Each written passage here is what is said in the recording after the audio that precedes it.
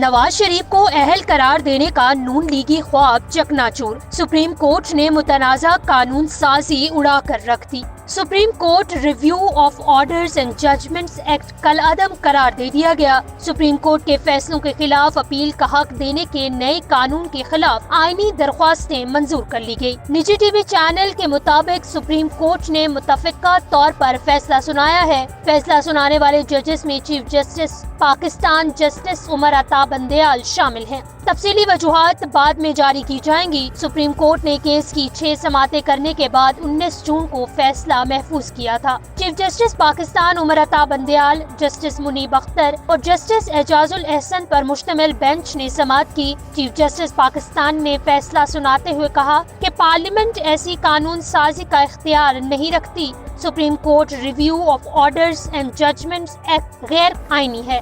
یاد رہے کہ ایکٹ کے خلاف آرٹیکل 184(3) کے تحت مقدمات کے فیصلے کے خلاف متاثرہ فریق کو اپیل کا حق دیا گیا تھا۔ ایکٹ کے تحت اپیل سننے والے بینچ میں ججز کی تعداد مرکزی کیس سننے والے ججز سے زیادہ ہونا لازم تھی۔ پی ٹی آئی سمیت انفرادی حیثیت میں وکلاء نے اس ایکٹ کو چیلنج کیا تھا۔